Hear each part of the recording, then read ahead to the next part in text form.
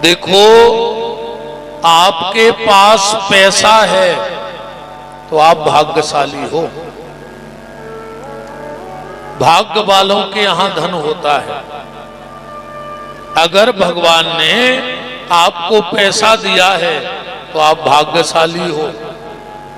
अब पैसे के साथ साथ अगर स्वस्थ दिया है तो आप सौभाग्यशाली हो। क्योंकि कई बार पैसा तो बहुत होता है पर शरीर साथ नहीं देता है। तो पैसा किस काम का, क्या करोगे करोड़ों की संपत्ति का। अगर पैसा है तो आप भाग्यशाली हो। पैसे के साथ साथ अगर स्वस्थ है तो आप सौभाग्यशाली हो। और संपत्ति और स्वस्थ के साथ अगर सत्संग है तो आपसे बड़ा भाग्यशाली दुनिया में दूसरा कोई पैदा नहीं हुआ है। अगर धन होने के बाद ध्यान अगर भगवान में लगा है तो ये भगवान की बहुत बड़ी कृपा समझना। क्योंकि सबसे पहले जब व्यक्ति के पास धन होता है तो वो भगवान से दूर होता जाता है।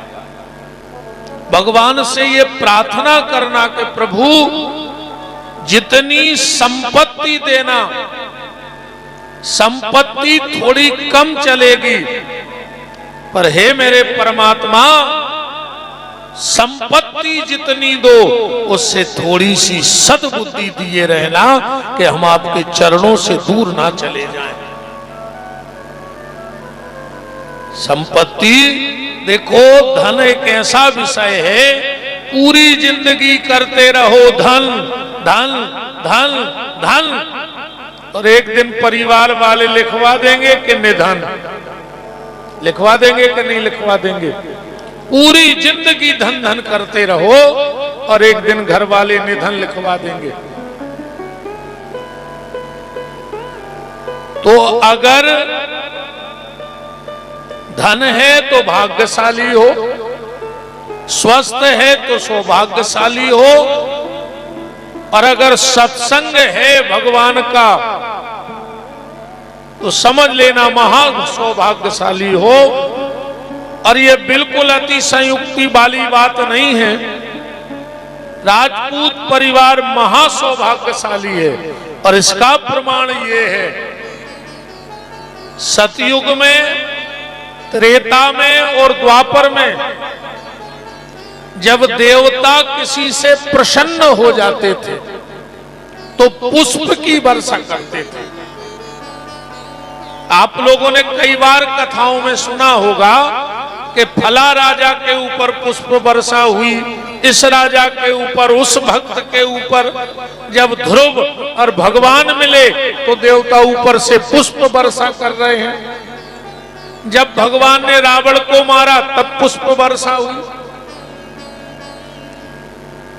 तो सतयुग में, त्रेता में और द्वापर में देवता जब किसी भक्त से, किसी परिवार से प्रसन्न हो जाते थे तो पुष्पों की वर्षा करते थे।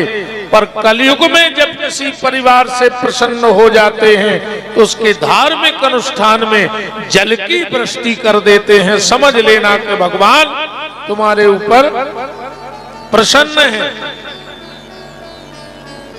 अब तीसरी बात ये सुनना, जिसको जनता चुन लेती है,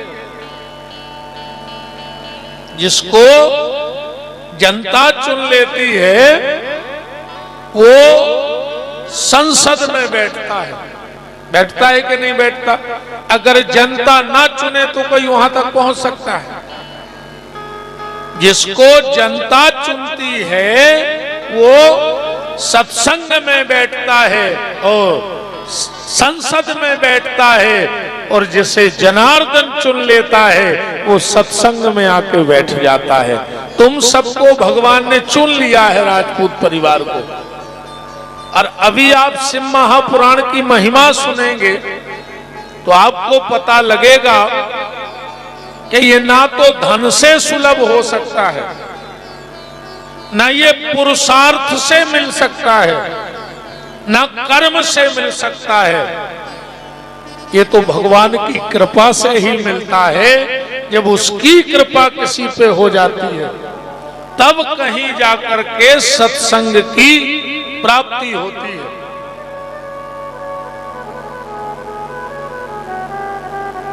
तो देखो, हम लोग यहां आए तो 4-6 बूंद आई। हम लोग नंदीश्वर धाम पहुंचे तो वहां भी जल की वृष्टि हुई, और जब घर में आए तब भी जल की वृष्टि हुई। अब इससे ज्यादा और प्रत्यक्षता क्या चाहिए? परमात्मा की क्या प्रमाण चाहिए? हम लोग 9 दिन तक अनंत अनंत जन्मों के पुण्यों के प्रभाव से शिव महापुराण की कथा को श्रवण करेंगे। भागवत जी के बारे में लगभग सबको थोड़ा थोड़ा सा ज्ञान है, थोड़ा थोड़ा सबको पता है कि 12 स्कंद हैं, 18,000 श्लोक हैं। परीक्षित को सुनाई गई थी, सुखदेव जी ने कही थी, गंगा के घाट पे सुनाई गई थी। शिव महापुराण, देखो एक बात और आपको बताएं, हमारे यहां 4 वेद, कहां जा रहे शास्त्री जी?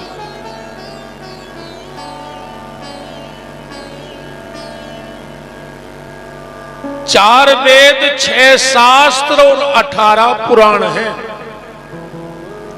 पर हमारे यहां 5 ग्रंथों की चर्चा विशेष होती है।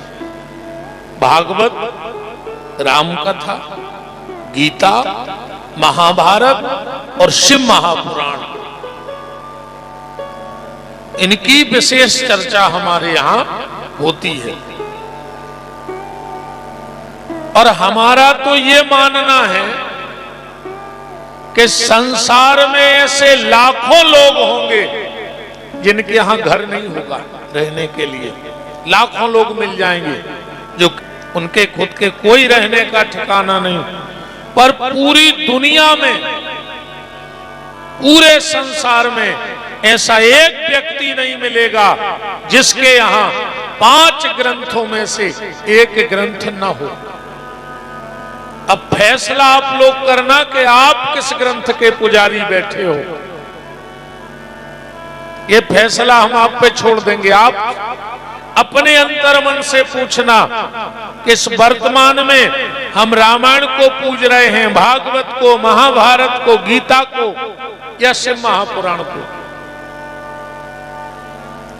जिनके घर में भाई भाई के भीतर ऐसा भाव आ जाए, बड़ा भाई कहता है ये पूरा मकान मेरा है, छोटा कहता है मेरा है। जहां मेरा शब्द लग जाए, बड़ा भाई कहे ये मेरा, छोटा भाई कहे ये मेरा, समझ लेना उसके घर में आज भी महाभारत की कथा चल रही है। क्योंकि युधिष्ठिर कहता था कि हस्तिनापुर हमें चाहिए, और दुर्योधन कहता था हस्तिनापुर हमें चाहिए। और जिसके घर में ऐसा भाव आ जाए, बड़ा भाई और छोटे भाई को पता लगा कि पिताजी संपत्ति का बंटवारा करने वाले हैं, तो बड़ा भाई पहुंच गया पिताजी के पास। बोले पिताजी, हमने सुना है कि आप बंटवारा कर रहे हो। पिताजी ने कहा बेटे, हम सोच रहे हैं हमारे सामने ही सब हो जाए, काहे को बाद में लड़ाई झगड़ा हो। तो बड़े बेटे ने कहा ठीक है पिताजी, एक काम करना, छोटे को थोड़ा ज्यादा दे देना। बोले क्यों? अरे बोले आप पिताजी हो, हम बड़े भाई हैं, तो हमारा भी तो बेटा ही हुआ, तो कुछ हिस्सा हमारा भी उसे जाना चाहिए कि नहीं। पिताजी ने कहा ठीक है। छोटा बेटा पहुंच गया, बोले पापा हमने सुना है आप बंटवारा कर रहे, बोले हाँ। तो बोले बड़े भैया को थोड़ा ज्यादा देना। बोले क्यों? बोले वो तुम्हारी प्रथम संतान है, वो प्रथम संतान का संपत्ति पे अधिकार 10 गुना ज्यादा होता है। तो जिसके घर में ऐसा भाव आ जाए, बड़ा भाई कहे छोटे को दे दो, छोटा भाई कहे बड़े को दे दो, समझ लेना आज भी इस कलयुग में वो रामायण का पुजारी है। क्योंकि भरत जी कहते थे अयोध्या राम को मिले, और राम कहते थे अयोध्या भरत का पुजारी है। और जिसका ऐसा भाव बन जाए कि ना कुछ मेरा है ना कुछ तेरा है, ये सब कुछ ठाकुर जी का है, समझ लेना उसके घर में आज भी भागवत की कथा चल रही है। गीता कर्म सिखाती है, ध्यान से सुनना, कर्म प्रधान ग्रंथ है गीता। हमारा कर्म कैसा हो ये हमें गीता से अच्छा और कोई नहीं बता सकता। हमें दुनिया में कैसे रहना है ये हमें महाभारत सिखाती है। दुनिया में रहने का अगर ज्ञान लेना है तो महाभारत को सीखो। हमारी जिंदगी सुंदर कैसे होगी ये तुम्हें रामायण सिखाएगी। रामायण के पुजारी बन जाओ, तुम्हारा जीवन सुंदर हो जाएगा। तुम्हें अगर अपनी मौत बनानी है और ईमानदारी से बताएं, तैयारी तो मौत की करो। लोग जन्मदिन मनाते हैं और इतना झूठ बोलते हैं, जन्मदिन में इतना झूठ बोलते हैं कि सांपों को भी अंधा कर देते हैं। क्या बोलते जन्मदिन के दिन? तुम जियो हजारों साल। जिया है कोई आज तक 1000 साल कलयुग में? ये कोरा झूठ नहीं है कि तुम जियो हजारों साल। और दूसरा तो इतना भयंकर झूठ बोलते हैं कि साल के दिन हो कई हजार। जैसे तुम्हारे घर में कैलेंडर छप रहा हो, 365 से 366 दिन तो आज तक बने नहीं, तो वो कौन सा कैलेंडर बना रहे हो जिसमें 1000 साल के दिन हो कई हजार? ये संभव है? ये सरासर झूठ है। मन बहलाने को कुछ भी करते रहो। देखो एक बात बताएं, आदमी का जन्म हुआ, कोई गारंटी नहीं कि वो पैसा कमा पाएगा कि नहीं कमा पाएगा। क्या है गारंटी कि आदमी बन गए तो खूब पैसा कमाओगे? आदमी का जन्म हुआ, कोई गारंटी नहीं कि वो पढ़ लिख पाएगा कि नहीं पढ़ लिख पाएगा। इसकी कोई गारंटी नहीं ले सकता दुनिया में। आदमी का जन्म हुआ, ये कोई गारंटी नहीं ले सकता कि वो नाम कमा पाएगा कि नहीं कमा पाएगा। आदमी का जन्म हुआ, ये कोई गारंटी नहीं कि उसकी शादी होगी कि नहीं होगी। है किसी की गारंटी कि हो ही जाएगी? अरे हमारी तुम्हारी तो छोड़ दो, देश में कई मुख्यमंत्रियों की शादी नहीं भाई। अपनी कहां से, अपन कौन गिनती में बताओ? कई प्रधानमंत्री भाई उनकी शादी नहीं भाई। कई राष्ट्रपति हो गए, उनकी शादी नहीं भाई। बात तो उनकी किस्मत है कि एक के पति नहीं बने तो राष्ट्र के पति बन गए, जाई बड़ी बात है ना? पर एक चीज की गारंटी है प्यारे, अगर मनुष्य का तन मिला है तो मरोगे जरूर, इसकी गारंटी है। इसमें कहीं कोई संशय नहीं है, मरना तो पड़ेगा। तो श्रीमद् भागवत की कथा हमारी मौत को सुंदर बनाती है, और शिव महापुराण की कथा, शिव महापुराण की कथा हमारे परिवार को सुंदर बनाती है। जिनको परिवारों से प्रेम हो, जो चाहते हैं कि हमारा परिवार कभी ना बिखरे, हमारा परिवार कभी ना टूटे, वो शिव महापुराण की पूजा करने लगो, शिव महापुराण की कथा सुनने लगो, तुम्हारा परिवार कभी बिखर नहीं सकता है। शिव महापुराण फैमिली मैनेजमेंट का ग्रंथ है। सीधी बात, अपनी फैमिली को कैसे मैनेज करना है, ये शिव महापुराण से अच्छा आपको दुनिया में कोई नहीं बता सकता है। तो हम लोग 9 दिन तक इस पावन पुनीत ग्रंथ को बड़े भाव के सहित श्रवण करेंगे। भागवत में 18,000 श्लोक हैं, श्री शिव महापुराण में 24,000 श्लोक हैं। शिव महापुराण में कितने श्लोक हैं? 24,000।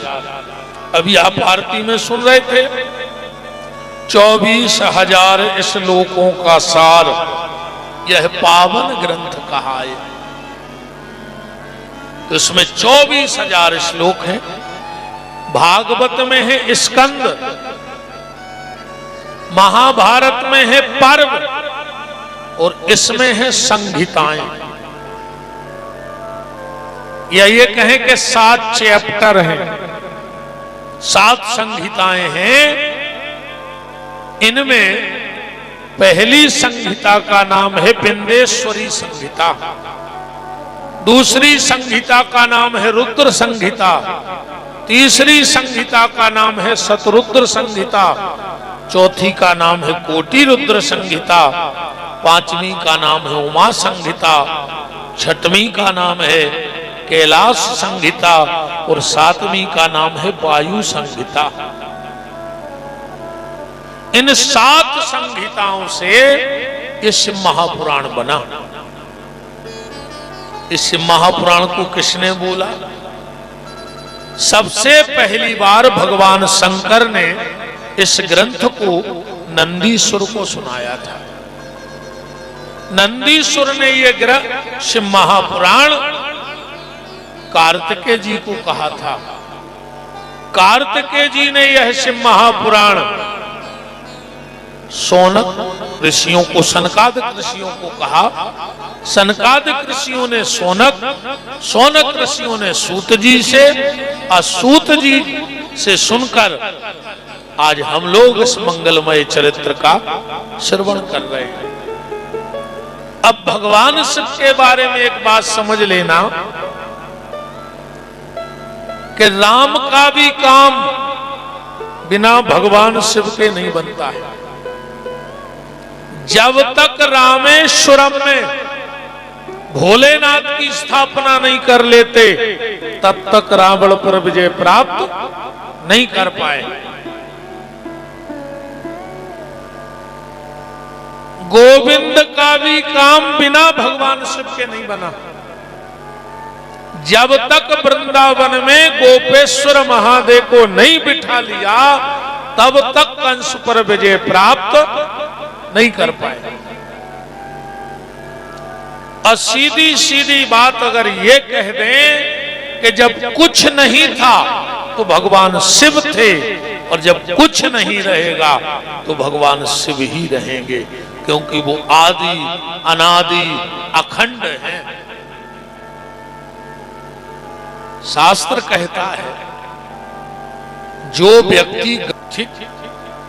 व्यक्ति कभी गंगा नहीं गया, जिसने सप्तपुरियों का दर्शन नहीं किया, जो कभी गया नहीं गया, जो कभी चित्रकूट नहीं गया, जो कभी 12 ज्योतिर्लिंग के दर्शन करने नहीं गया, तो यहां श्लोक लिखा है गंगद्या पुनश्चैव सप्तपुरो गया तथा। अगर कोई व्यक्ति भाव से शिव महापुराण की कथा को सुन लेवे तो उसे 12 ज्योतिर्लिंग में अभिषेक करने का फल प्राप्त होता है। 12 ज्योतिर्लिंग में, गंगा में कल्पवास करने का फल प्राप्त होता है। जो शिव महापुराण की कथा सुनकर के और इसका फल अपने पितरों को दे देता है, भगवान शंकर के पितरों की मुक्ति करा देते हैं। भगवान शिव का काम है। गया जी में पिंडदान का फल शिव महापुराण की कथा, गंगा जी में रहने का फल शिव महापुराण की कथा, सप्तपुरियों में निवास करने का फल शिव महापुराण की कथा। और एक बात तो इतनी प्यारी लिखी है कलिकाल में, अश्वमेघ कृतम, कलयुग में अश्वमेघ संभव नहीं है। अश्वमेघ कोई कर नहीं सकता, क्योंकि अश्वमेघ में अश्व छोड़ा जाता है, घोड़ा, और वो पूरे पृथ्वी मंडल की दिग्विजय करके आ जाए और उस घोड़े को कोई बांधे ना, और अगर बांध ले तो उससे युद्ध करके उसको वापस लाया जाता है। अब इतना समय किसके पास है कलयुग में? किसी के पास नहीं है। तो कलयुग में अश्वमेघ यज्ञ कोई नहीं कर सकता है, असंभव है। पर इसी ग्रंथ में श्लोक लिखा है कि जिसके घर में शिव महापुराण की कथा हो जाती है उसको अश्वमेघ यज्ञ करने का फल प्राप्त होता है। चाहे अश्वमेघ यज्ञ कर लो और चाहे शिव महापुराण की कथा कर लो। दुनिया में कितने तीर्थ हैं पता है? 66,000 तीर्थ हैं प्रमुख। अब इतने जगह तो हम लोग जा ही नहीं सकते, जिंदगी कम पड़ जाएगी। तो दुनिया के चाहे सारे तीर्थ कर लो और चाहे बैठ करके शिव महापुराण की कथा सुन लो। और एक बात और बहुत अच्छी ग्रंथ में ही लिखी है कि अगर आप 9 दिन तक कथा भी नहीं सुन पा रहे हो, व्यस्तता है, तो आप 9 दिन में नित्य आकर के अकेले व्यासपीठ को प्रणाम कर जाओ। जब भी आपको टाइम मिल जाए तो भी आपको वाजपेयी यज्ञ का फल प्राप्त होता है। खाली 9 दिन नियम से आओ, पुराण की पूजा करो, प्रणाम करके चले जाओ। आज पहला दिन है तो हम सिर्फ आपको एक बात बता दें, क्योंकि आज से श्रावण चालू हो गया है और इस बात का विशेष ध्यान से सुनना। बेलपत्र कैसे भगवान शंकर को चढ़ाएं, और एक उपाय कर लो 1 महीने, जो हम बताने वाले हैं 1 महीने तक आज से ही प्रारंभ कर देना। अगर घर में गंगा जल रखा हो तो रात में 5 पत्ते बेलपत्र के गंगा जल में डुबो दो। रात भर वो 5 पत्ते बेलपत्र के गंगा जल में डूबे रहने दो। सुबह उठो और उन 5 पत्तों को निकालना और उन पे राम राम लिख करके 1 महीने तक नित्य भगवान शंकर को चढ़ा दो। तुम्हारी ऐसी कोई कामना नहीं जो भगवान भोलेनाथ पूरी न कर दें, क्योंकि भगवान भोलेनाथ से अवगणदानी देवता कोई दूसरा नहीं है। एक बार ब्रह्मा जी ने भगवान शिव से कहा कि दादा, तुम्हारे घर में कोई भी कुछ मांगने आता है और तुम तुरंत उठा के दे देते हो, आगे पीछे का सोचते ही नहीं, आगे पीछे का सोचते ही नहीं। तो शिव जी बोले, तुम्हें क्या दिक्कत है? हमारे घर से लगत तो हमारी लगती है, तुम्हें क्या दिक्कत? हम तुमसे उधार लेके तो देते नहीं। ब्रह्मा जी बोले कि प्रभु, हमें दिक्कत नहीं है, दिक्कत आपको बन जाती है। भस्मासुर आया, उसने वरदान मांगा कि हम जिसके सिर पे हाथ रख दें वो भस्म हो जाए। आपने कह दिया तथास्तु। वो आपके ही पीछे पड़ गया कि पहले हम आपके सिर पे हाथ रखेंगे। वरदान नकली है कि असली? तो तुम आग के पेड़ में छुपे रहे। तो इसीलिए बोल रहे कि देवे के पहले आगे पीछे की सोचो। शिव जी बोले ब्रह्मा सत्य बताएं, अगर हम आगे पीछे की सोचने लगे तो फिर हमसे कोई भोले कहेगा ही क्यों? इसीलिए तो लोग हमसे भोले कहते हैं कि न हम आगे की सोचते हैं न पीछे की सोचते हैं। तुम्हारा काम बन जाए, हमारा जो होगा हम निपट लेंगे, कोई दिक्कत नहीं। अब भोले राजा भी आ गए। तो भगवान शिव से बड़ा दानी इस दुनिया में और कोई नहीं है।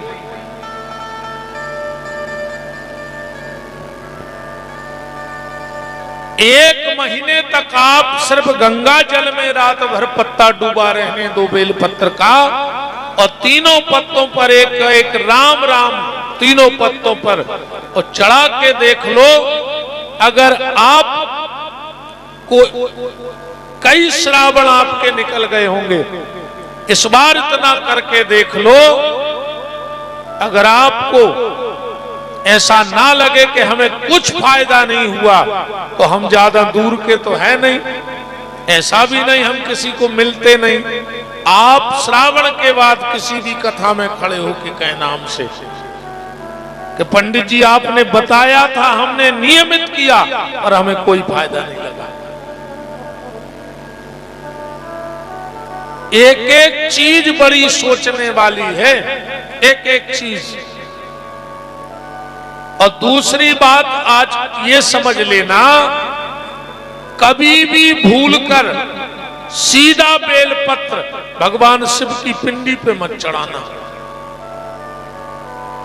जो सीधा बेलपत्र ले जाकर भगवान शिव की पिंडी पे रख देता है, उसकी और उसके परिवार की बुद्धि चंडालों जैसी हो जाती है।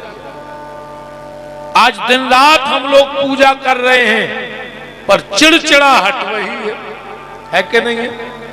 सुधार तो कुछ हो नहीं रहा है। हम लोग कथा इसलिए सुनते हैं कि खाली पुण्य मिल जाए बस, है ना? इसीलिए कथा में बैठते ना कि पुण्य मिल जाए, बस हमें पुण्य मिल जाए। ऐसी कोई दुकान है आप लोगों की नजर में जहां पुण्य मिलता हो? 1,00,000 2 लाख रुपए किलो मिलता हो, करोड़ रुपए किलो मिलता हो? कथा पुण्य के लिए मत सुनो, कथा सुनो परिवर्तन के लिए, जीवन के रूपांतरण के लिए, जीवन में बदलाव के लिए। कि हमने कथा सुनी है तो कुछ ना कुछ ग्रहण करेंगे।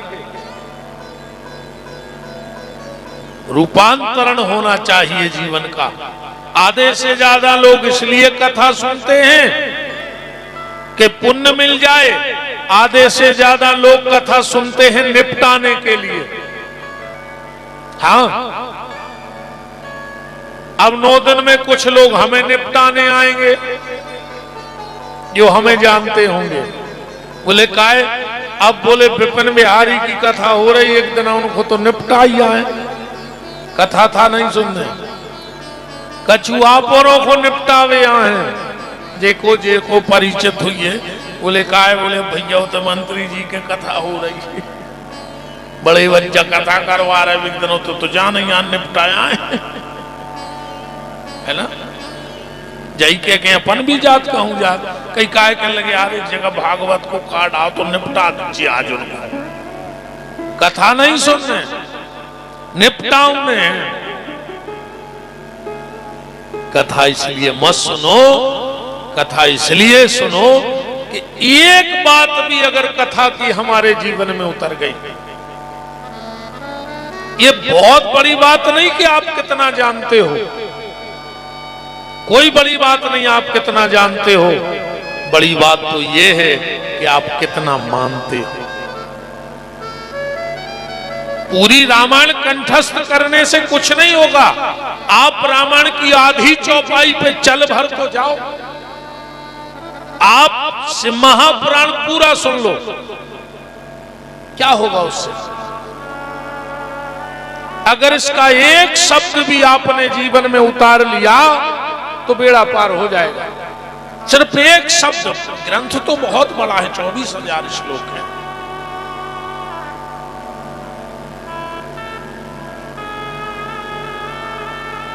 श्रावण चालू है, ये बात बेलपत्र की आज हम इसलिए कर रहे हैं, 5 पत्ते नित्य चढ़ाना भगवान शंकर को। गंगा जल में रात में डुबोना, सुबह निकालना, साफ कपड़े से उनको साफ करना, एक एक राम एक एक पत्ते पे लिखना। और चढ़ाना कैसे? सबसे पहला बेलपत्र जहां से जलहरी में जल गिरता है वहां रखना। और इस बार की कथा में हमारे जितने YouTube पे भी भक्त सुन रहे, इस कथा में हम बताएंगे कि जलहरी प्रकट कैसे हुई। और अगर आपको किसी को पता हो तो हमें कल बता देना कैसे प्रकट हुई। नेट को सर्च कर लेना पूरी रात, नेट को भी छुट्टी है वो बता दे।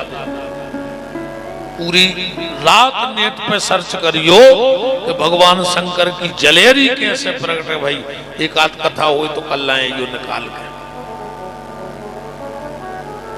इस बार हम आपको इस महापुराण में बताएंगे कि जलहरी प्रकट कैसे हुई आगे आने वाली कथाओं में, दिनों में।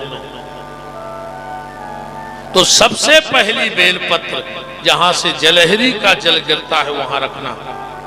दूसरा बेलपत्र जहां पिंडी और जलहरी इकट्ठे होते हैं वहां रखना।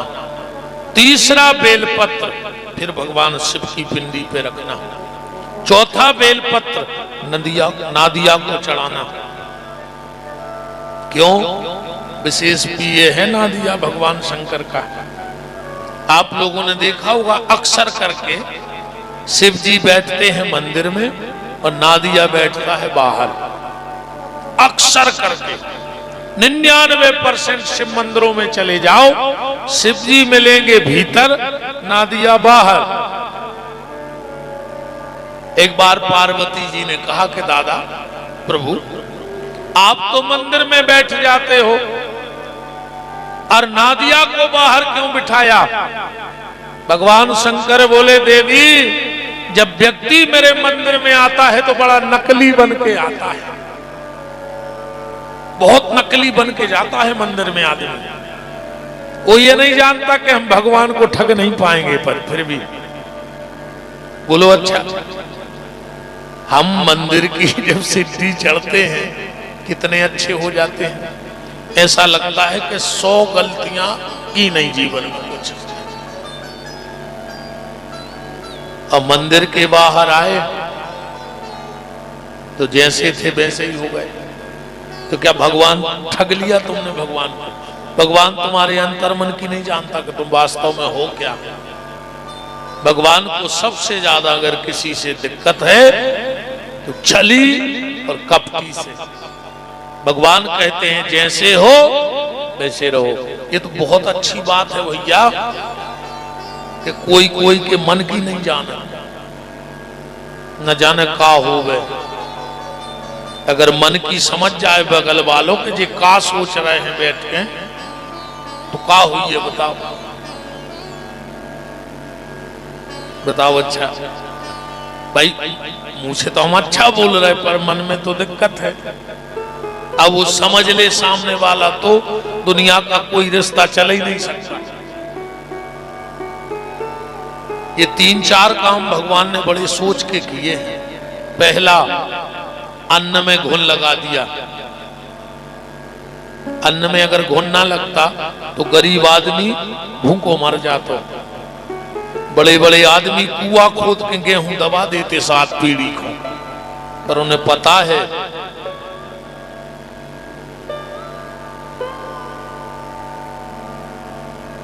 उनको पता है कि 2-3 साल में उनमें कीड़ा लग जाए, खराब हो जाए, भूसा बन जाए, इसे भी बेच लेते, गड़ा के रख देते सोने जैसो। दूसरा काम ईश्वर ने अच्छा किया कि मरने के बाद मुर्दे में बदबू भर दी। अगर मुर्दे में बदबू ना होती तो आदमी सुखा के शोकेस में रख ले। तो ऐसे आज के बच्चा टेडी बियर रखते हैं, ऐसे हर घर में 10-12 बब्बा, 10-12 डोकरियां धरी होती। ये 6 नंबर के बब्बा जी, 7 नंबर के जी, 8 नंबर के, पर वो तो बदबू है जो बाहर देते। और तीसरा काम ये अच्छा कर दिया कि कोई किसी के मन की नहीं जानता। ईमानदारी बताओ भाई, अच्छी ठंड लग है और 2 बजे रात मेहमान आ जाए 2 गाड़ी भर के, और जब भी घंटी बजे अपन गेट खोल भी दें, कैसे करा था अपन? अरे बहुत अच्छा लोगों, हम सोच ही रहे थे कि तुम्हें फोन लगे हैं, याद भी आ रही थी 2-3 दिन से, अब भीतर वारों कह रहा हो आधी रात है मरी ने खुद सो रहा है ना हम सोन दे रहे, पर बा नहीं जान पा रहा हूं मेहमान। बात सिर्फ ये है प्यारे कि भगवान को छली कपटी पसंद नहीं है। तो पार्वती जी ने पूछा, भोलेनाथ आप भीतर बैठे हो और नादिया को बाहर बिठाया। भगवान शंकर बोले, देवी आदमी जब गर्भगृह में भीतर जाता है तो नकली बन के आता है, पर जैसा ही बाहर आया वो असली रूप में आ जाता है। फिर शाम को हम नादिया से पूछते हैं, बताओ कौन कैसा था? वो तो बहुत अच्छा था भीतर। तो नादिया कहते हैं, भोलेनाथ वो 1 नंबर को कपटी है तो वो भीतर बनाइएगा, तो बाहर हमसे पूछोगी मंदिर के बाहर की हालत। तो विशेष पिए। एक बात और है, कई बार आप लोगों ने भी देखा होगा, हर आदमी नादिया के कान में कछु बोलत है, हर आदमी की आदत है, पर आज तक पता नहीं कि बोलना क्या है। और जिस दिन तुम्हें यह पता लग जाएगा कि नादिया के कान में बोलना क्या है, 24 घंटे नहीं लगेंगे। मैं इस व्यास गद्दी से आपको विश्वास दिलाता हूं, आपका काम हो जाएगा। 24 घंटे नहीं लगेंगे, बस तुम्हें यह पता लग जाए कि नादिया के कान में बोलना क्या है, कि तुम्हारा संदेश भोलेनाथ तक पहुंच जाए।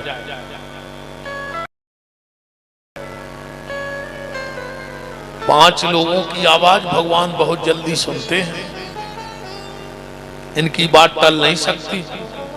सती की सबसे पहले पतिव्रता नारी की आवाज भगवान तक जाती है, चाहे वो किसी को आशीर्वाद दे दे और चाहे किसी से रुष्ट हो जाए तो दंड भी उसे बराबर मिलेगा, और अगर आशीर्वाद दे दे तो कृपा भी बराबर मिलेगी। पतिव्रता नारी की आवाज भगवान तक बहुत जल्दी पहुंचती है। सती की मतलब पतिव्रता, शंख की, गैया की, साधु की और भगवान पर पूर्ण समर्पित की, इन 5 की आवाज भगवान बहुत जल्दी सुन लेते हैं। तो चौथा बेलपत्र कहां चढ़ाना है? नादिया को। और 5वां बेलपत्र त्रिशूल पे चढ़ाना है। आप सिर्फ श्रावण के महीने में इतना करके देख लो, आपको भोलेनाथ की कृपा का पता लग जाएगा। आज सिर्फ एक श्लोक पढ़ करके पुराण को प्रारंभ करते हैं। पहला श्लोक है शिव महापुराण का, हे हे सूत महाप्राज्ञ सर्व सिद्धांत वितप प्रभु आख्याही में कथा सार पुराणा नाम विंसता। सनकादिक ऋषि शौनक ऋषि सूत जी से पूछ रहे हैं कि भगवान अब मुझे पुराणों का सार सुनाओ। सूत जी कहते सबका सार भगवान शिव उस शिव जैसा देवता कोई नहीं। आज के लिए सिर्फ ये 4 सूत्र जीवन के शिव के प्रति। एक राजा की सवारी चली जा रही थी, अचानक से सवारी रुक गई। जाम लगा होगा तो राजा रथ में बैठे थे।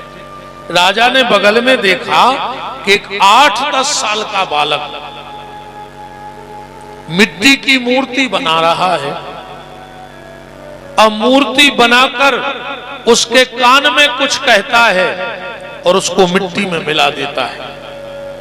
उसने ऐसा 8-10 बार किया तो राजा को बार बार ध्यान वहां गया कि इतना सा बालक इतनी मेहनत से मूर्ति बना रहा है और कान के यहां जाता है, मुंह लगाता और फेंक के मिट्टी में मिला देता है। तो राजा के अंदर बड़ी जिज्ञासा जगी कि ये बालक क्या कर रहा है। राजा रथ से उतरे, खेत में गए और उस लड़के से बोले कि बेटा ये क्या कर रहे हो? मैं बहुत देर से देख रहा हूं कि बार बार मूर्ति बना रहे हो और बार बार मिट्टी में मिला रहे हो। और उस बच्चे का जवाब सुनना। उस बच्चे ने कहा, राजा मैं ये मिट्टी की मूर्ति बनाता हूं और इसके कान में कहता हूं बोलो ओम नमः शिवाय, और जब ये मिट्टी की मूर्ति नाम नहीं बोलती तो मैं इसे मिट्टी में मिला देता हूं। फिर तेरी क्या औकात है? अगर भजन नहीं करता तो भगवान तो मिट्टी में मिलाएंगे कि नहीं मिलाएंगे?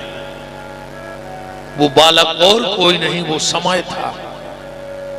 समय कब किसको कहां गिरा दे इसका कोई ठिकाना नहीं है। हम लोग एक बात कहते हैं, बहुत ध्यान से सुनना, कि उनके साथ 200 लोग परमानेंट, उनके साथ 2000 परमानेंट, उनके साथ 2 लाख परमानेंट। यहां किसी के साथ कोई नहीं है, बहुत ध्यान से समझना। यहां किसी के साथ कोई नहीं है। तो फिर ये 2-5 हजार की भीड़ काहे की है? बोले ये समय की भीड़ है। जब समय अच्छा आता है तो भीड़ अपने आप बढ़ जाती है, जब समय खराब आता है तो अपने ही रास्ता काट के निकल जाते हैं। हाँ, यहां किसी के साथ कोई नहीं है, ये समय की भीड़ है। वो समय अच्छा कब रहेगा? जुड़े रहोगे तो तुम्हारा समय कभी गड़बड़ हो नहीं सकता।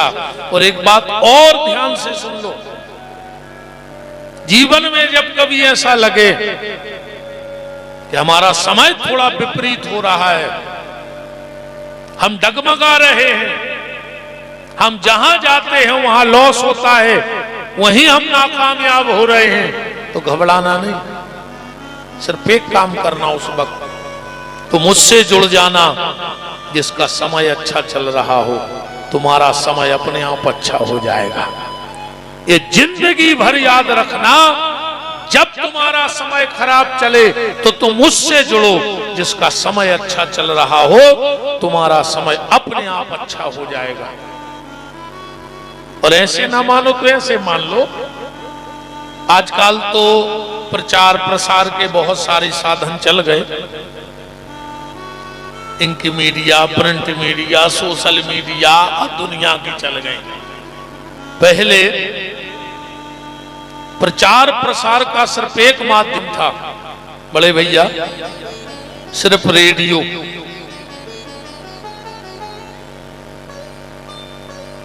जब रामायण आती थी तब गिनी चुनी टीवी होती और 2-4 गांव में एक टीवी हो। ये तो अवई 10-20 साल को आए जो सब तमाशो। हमने वो समय देखा है। रेडियो माध्यम होता था प्रचार का।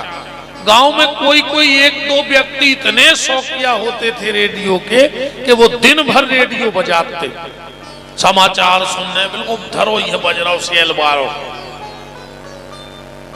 अब उनको तो शौक था, पर गांव के कुछ लोग उनके घर सुबह सुबह गए, बोले दाऊ समाचार कब तक आ रहे हैं? बोले तुम्हें का लेने देने समाचारों से, बोले हमें कुछ नहीं लेने देना। बोले फिर काय पूछ रहे? बोले हम एक को पूछ रहे हैं कि हमारी घड़ी चल रही है गड़बड़, तो हमें तुम्हारे रेडियो से तन्ना घड़ी मिलाने हैं बस। केहू आदमी अकेली घड़ी मिलावे जाते रेडियो से, क्यों? क्योंकि उनका समय गड़बड़ चल रहा था और रेडियो का समय सही चल, और जो रेडियो से घड़ी मिली तो इनकी भी ठीक चलन लगी कि नहीं चलन लगी? होता था ऐसे कि नहीं होता था? अभी रेडियो है बड़े भज्जा, अब समय बिल्कुल ठीक चल रहा हो, हर तरफ से नहीं चल रहा हो, हर तरफ से, चाहे धन से हो चाहे धर्म से हो।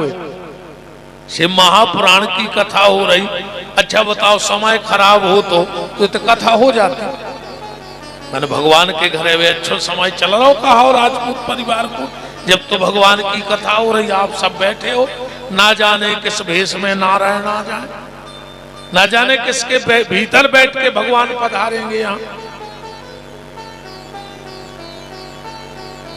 तो अपन को क्या करने हैं? 8 दिन अपन को तो अपनी घड़ी ले आन के ते मिलात रहने हैं बस महापुराण से। अपनी अपनी घड़ी मन जीवन की मिलात रही हो बस। अपनी इनसे मिल गई सो अपनी भी अच्छी चलन लगने चल रहे। पर एक के बाद फिर दुनिया में सिर्फ एक ऐसी घड़ी है जो कभी गड़बड़ नहीं होती है। काल नहीं, काल को बाप छा जाए, और वो है हनुमान जी। तो जिसके गांव में जहां हनुमान जी का स्थान हो, 24 घंटे में संकल्प ले लो कि एक बार हम हनुमान जी के मंदिर जाएंगे। कोई पूछे क्यों जा रहे? बोले अपनी घड़ी में लावे जा रहा है, उनकी 24 घंटा अच्छी चलत है, और अगर उनसे हमारी घड़ी जुड़ी रही तो अपनी घड़ी भी जीवन भर अच्छी चलती रहेगी। वो लड़का कौन था? समय। राजा ने कहा छोटा सा बच्चा है और बड़ा दिमागदार है। जब 8 साल में इसकी बुद्धि ऐसी है तो जो 28-30 का होगा तो बड़ा अच्छा विचारक बनेगा। तो बोले बेटा तुम हमारे राज्य में चलो, हम राजा हैं, हम तुम्हें मंत्री बना लेंगे अपना, बड़े हो जाओगे तो। उसने कहा बिल्कुल चलेंगे, पर हमारी 4 शर्तें हैं, अगर वो मान लोगे तो हम तुम्हारे साथ हैं। राजा ने कहा बताओ। राजा ने सोचा इतना सा बच्चा हमसे क्या शर्त रखेगा। राजा बच्चा बोला राजा पहली शर्त हम भोजन करेंगे, तुम भूखे रहोगे। दूसरी शर्त हम सोएंगे, तुम जगोगे। तीसरी शर्त हम कपड़ा पहनेंगे, तुम्हें बगैर कपड़े के रहना पड़ेगा। चौथी शर्त हम पे कोई भी कष्ट आएगा हम तुम्हें बताएंगे नहीं, और तुम्हें हमारी मदद को आना पड़ेगा। राजा ने कहा पागल हो, ये कोई शर्त है कि तुम भोजन करो हम ना करें, तुम सो जाओ हम ना सोएं, तुम जागो तुम कपड़ा पहनो हम नग्न घूमें, और हमें क्या पता तुम्हारे जीवन में कब कष्ट आया। तो उस लड़के ने कहा राजा हम जिसके सहारे बैठे हैं वो ईश्वर मेरे लिए 4 काम कर रहा है, इसलिए तुम हमारी चिंता करने की फिक्र बिल्कुल मत करो। वो मेरे लिए 4 काम करता है ईश्वर। बोले कैसे? बोले वो खुद भूखा रहता है पर हमारे भोजन की व्यवस्था करता है। दुनिया में हर व्यक्ति उठता तो भूखा है पर सोता कोई भूखा नहीं है। कहीं ना कहीं से ईश्वर उसकी व्यवस्था कर देता है। एक चोर गया मंदिर में, रात के 12 बजे थे, पुजारी को जगाया, पुजारी उठो। पुजारी उठा, क्या बात है? बोले 2 दिन हो गए कुछ नहीं खाया, बहुत तेज भूख लगी है, भोजन की व्यवस्था है? पुजारी बोले हाँ, मंदिर में तो भंडारा अखंड चलता है। तो बोले 2 रोटी? बोले नहीं, एक नियम है मंदिर का क्या एक माला करो और भरपेट भोजन करो। अब चोर बोला हम चक्कू छुरा वाले आदमी, कहाँ माला हमारे पास? बोले वाह दीवाल पे टंगी है, निकालो माला करो भोजन करो जाओ। चोर ने कहा तुम्हें रोटी देना हो दो, नहीं देना हो मत दो, हमसे भजन नहीं होगा। चोर ने माला नहीं की और पुजारी ने भोजन नहीं दिया। चोर तो चला गया और जैसे ही पुजारी जी सोए भगवान सपने में प्रकट हो गए। पुजारी उठ, तूने उसको भोजन क्यों नहीं दिया? पुजारी बोले सरकार उसने भजन नहीं किया तो हमने भोजन नहीं दिया। भगवान बोले पुजारी तेरे मंदिर में एक दिन उसने भजन नहीं किया तो तूने उसको भोजन नहीं दिया। वो मेरे संसार में 40 साल से रह रहा है, उसने एक भी दिन मेरा भजन नहीं किया, फिर भी मैं उसके भोजन की व्यवस्था रोज बना देता हूँ, किसी भी प्रकार से बना देता हूँ, पर मैं उसके भोजन की व्यवस्था कर रहा हूँ। वो स्वयं भूखा सो जाए पर तुम्हें भूखा नहीं सोने देगा। भगवान भोलेनाथ विश्वनाथ है।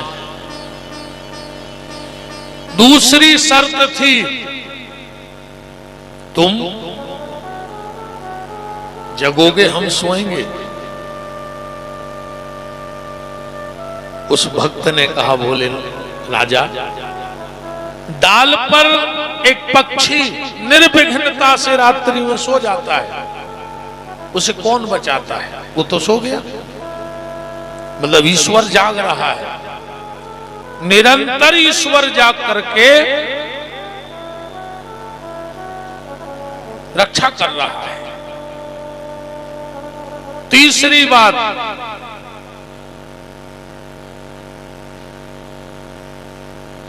शर्त क्या थी कि हम कपड़ा पहनेंगे तुम नग्न रहोगे। भगवान हम सबके कपड़ों की व्यवस्था कर रहे कि नहीं कर रहे? वो स्वयं नग्न है, भोलेनाथ दिगंबर है। एक बात और आज की कथा में सुन लो, अक्सर करके ये मंत्र लगभग सब बोलते हैं जितने भी लोग हैं। मंदार माला कुलताल कायै कपाल मालाम चित शेखरायो दिव्यंबरायै च दिगंबरायो नमः शिवायै च नमः शिवायो। ये तो हो गया शुद्ध, पर लगभग 99% नहीं 100% लोग, उसमें 1-8% विद्वानों को छोड़ दो जो गुरुकुलों में पढ़े हैं, बाकी हर व्यक्ति इस मंत्र को गलत बोलता है। शुद्ध उच्चारण है दिव्यंबरायै च दिगंबरायो, और आदमी जल्दी जल्दी में बोलत है दिगंबरायै च दिगंबरायो, दोनों बार दिगंबर दिगंबर कहता है। ये मंत्र है माता पार्वती और भगवान भोलेनाथ को घर में बुलाने का आवाहन। अब पहले माता से कहते हे माता तुम्हारे दिव्य आभूषणों से आप सुसज्जित हो, वो हमारे घर में आ जाओ। और दिगंबर भगवान भोलेनाथ वो हमारे घर में आए। अब तुम चिल्ला रहे हो दिगंबर आये चो दिगंबर आयो, बोले माता भी नग्न होके आवे और भोले भी नग्न होके आवे। माता नग्न होके रणचंडी बन के आती है, मृत्यु की देवी। जब तुम रोज अपने घर में उसे बुलाओगे तो कभी ना कभी तो वो आई जाएगी कि नहीं आ जाएगी। इसलिए मंत्र बोलने के पहले जो मंत्र न आवे उसको जरूरी नहीं कि तुम नहीं बोलोगे तो लोग क्या सोचेंगे। जो शुद्ध है वो बोलो, नहीं आता है नुकसान नहीं है, पर गलत बोलोगे तो उसका नुकसान है। भगवान दिगंबर है। और चौथी बात, हम पे कष्ट आवे और हम बताएंगे नहीं, तुम्हें आना पड़ेगा। ये क्या है? ये धर्म है। ये धर्म है। विषम और कठिन परिस्थितियों में सिर्फ तुम्हारा धर्म तुम्हें बचाता है, न परिवार बचा सकता है। पहुंच पकड़ काम आती है, आपके द्वारा किया हुआ धर्म ही आपके काम आता है। उसका बिल्कुल सीधा उदाहरण देख लो आप तो। द्रौपदी का चीर खिंचा, धनुर्धारी अर्जुन, गदाधारी भीम, युधिष्ठिर, नकुल, सहदेव, धृतराष्ट्र, भीष्म पितामह, कृपाचार्य, द्रोणाचार्य, एक से एक महारथी बैठे रहे। पर जब द्रौपदी की साड़ी खींची तो किसी ने साथ दिया? सब तमाशा तो देखते रहे चारों तरफ बैठ के, पर साथ किसी ने नहीं दिया। जब द्रौपदी की साड़ी खींची तो कौन काम में आया? बांके बिहारी काम में आए कि नहीं आए? अब द्रौपदी से ज्यादा तो हमारा पावर होगा नहीं, इतना बड़ा परिवार हमारा तो होगा नहीं, जहां साक्षात धर्म बैठा था। आखिरी में बांके बिहारी काम में आए कि नहीं आए? बस यही बात दिमाग में बिठाना कि जब द्रौपदी की साड़ी खिंची तो बांके बिहारी जब हमारी आपकी नाड़ी खिंचेगी तब भी बांके बिहारी ही काम आएंगे। पूरा परिवार सिर्फ चारों तरफ से तमाशा देखेगा पर काम कोई नहीं आएगा। धर्म पता है कैसे काम में आता है? मोबाइल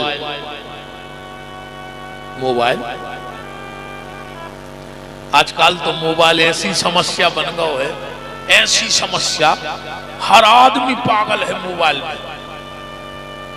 अभी क्या हुआ कि पति देव भोजन कर रहे थे, मोबाइल चला जा रहे थे और भोजन कर जा रहे थे तो पत्नी को डांटने लगे, अरे तुम्हारा मन नहीं लगता घर में, तुम्हारा दिमाग ठीक नहीं है, 24 घंटे मोबाइल चलाती हो, जब देखो जब मोबाइल, खुद मोबाइल चला रहे, रोटी खा रहे और पत्नी को डांट रहे।